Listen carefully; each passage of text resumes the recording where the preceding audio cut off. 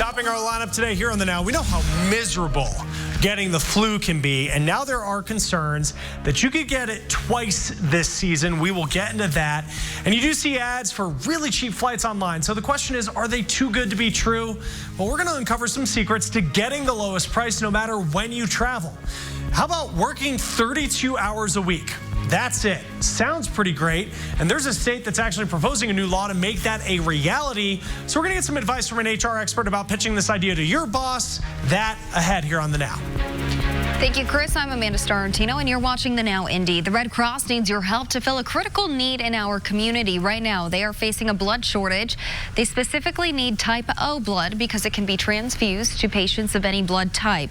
However, donors of all types are encouraged to roll up their sleeves. Currently, the Red Cross has less than a 3-day supply of type O for emergencies or medical treatments. In the Indiana-Ohio region alone, the Red Cross needs 350 donors each day. That's just to support patients being treated at area hospitals. Without the necessary blood supply, there can be a delay in life-saving medical treatments. The shortage is unfortunately common during this time of the year.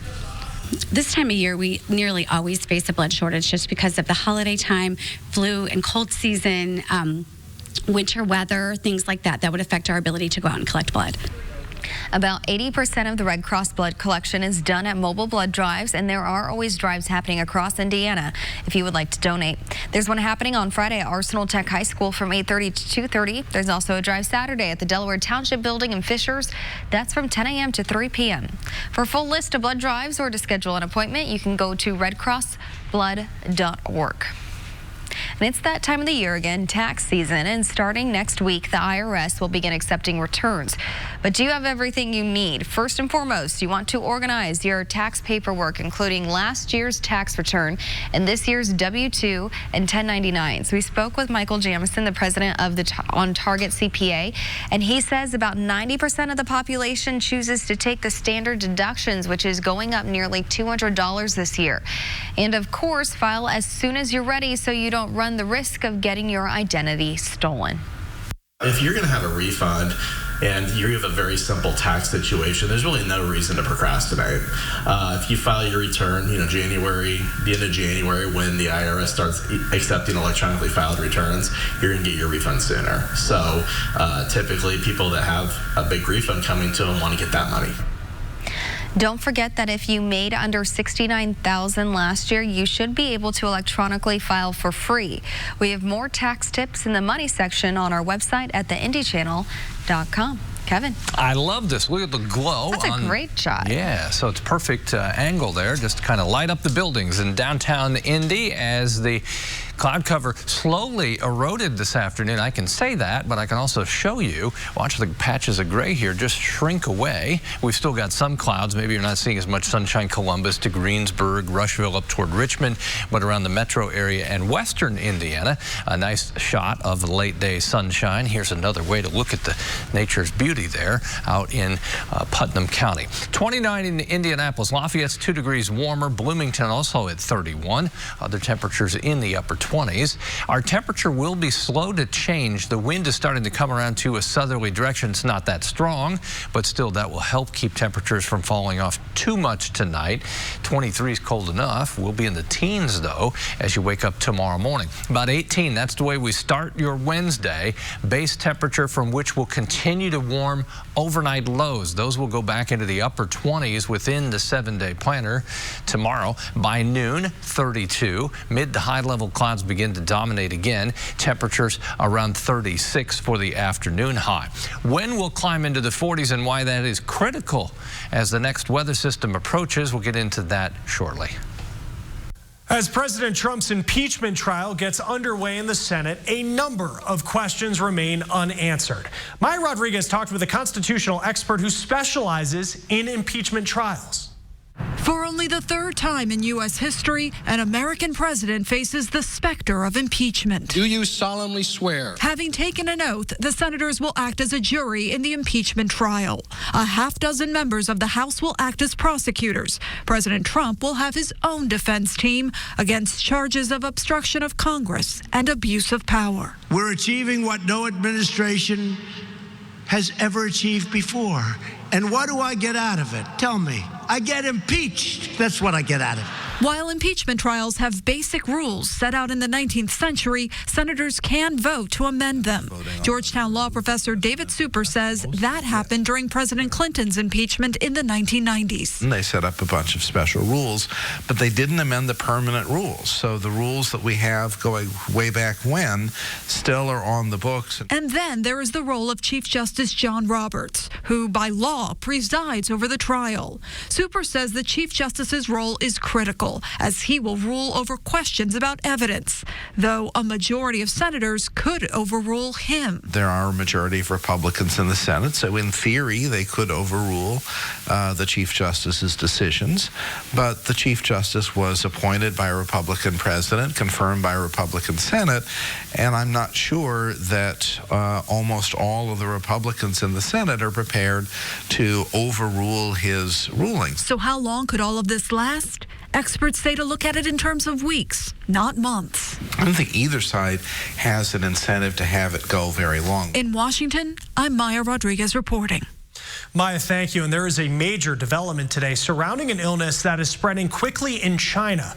A Washington state man has now been diagnosed with the first confirmed case of the coronavirus in the United States. Now, the World Health Organization is holding an emergency meeting tomorrow to decide if the virus is an international public health emergency.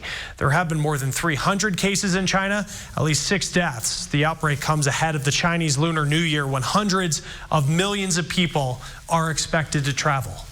All right, next in our lineup, there is a risk of getting the flu not once, but twice this season. We're going to get into what you need to know about protecting yourself. Donate to Goodwill.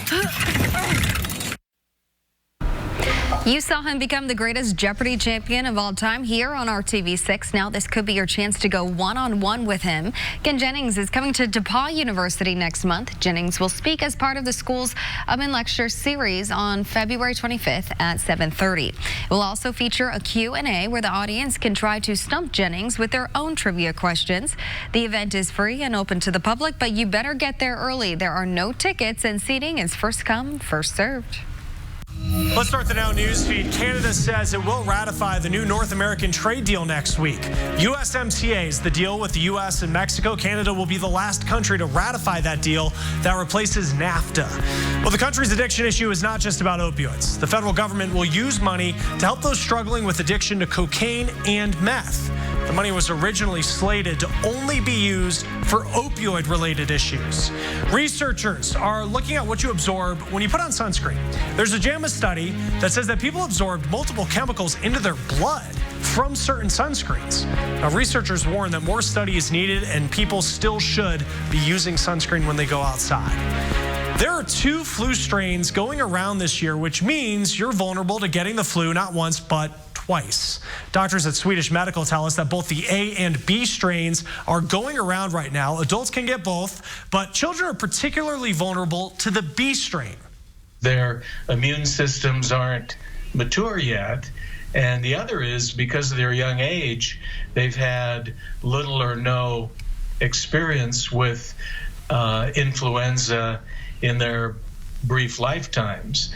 Newborns up to the age of 6 months are especially vulnerable. They're too young to receive immunizations. Instead, it's up to everyone around them to protect themselves from the flu. Everyone who comes in contact with them, including mom, dad, the extended family, grandparents, daycare workers, and so on, should have their flu shots and should be protected against influenza. There's a myth going around that says because there are 2 flu strains this season, you won't be protected against both with just one vaccine. Now, our doctors say the current vaccine actually protects against both strains, but it is important that you get that vaccine every year to renew your protection. Now, if you do get the flu, you could be just opening the door to other complications like ear infections, inflammation of the brain, and pneumonia. All right, let's get back to our lineup here. Are ads for those really cheap flights online just too good to be true? I mean, look at some of those prices. Well, we're going to uncover some of the secrets to getting the lowest price. Aboard, RTV6 is working for you. Food recalls, they are a frequent occurrence. That's according to a new report saying that overall, our food safety, it's a mix of both good and bad. Consumer watchdog group USPIRG looked at all the food recalls from 2019. The USDA, which handles meats, poultry, and egg safety, has seen a steady increase in recalls since 2013. The majority coming because of pieces of plastics or metals from machines that end up contaminating the food. The FDA deals with processed foods and produce. They've had a 34% decrease in food recalls since 2016 when the Food Safety Moderation Act went into place, putting the focus on preventing foodborne illnesses instead of reacting to them. Yeah, so the idea is that if there are fewer recalls overseen by the FDA, that they are catching problems before the food gets out into the marketplace. So fewer recalls is actually an indication of a food safety agency working much better. USPIRG wants to see more common sense solutions to improve food safety, like closing a loophole that allows meat containing salmonella to still be sold. Also passing a bill that would allow the FDA to take samples from confined animal feeding operations.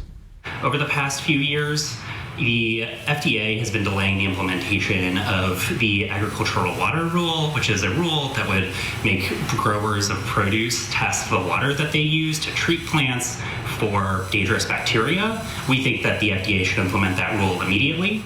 Tainted water was the source of that massive romaine E. coli outbreak back in 2018. The irrigation water supply for the lettuce farm was tainted by runoff from a nearby animal farm.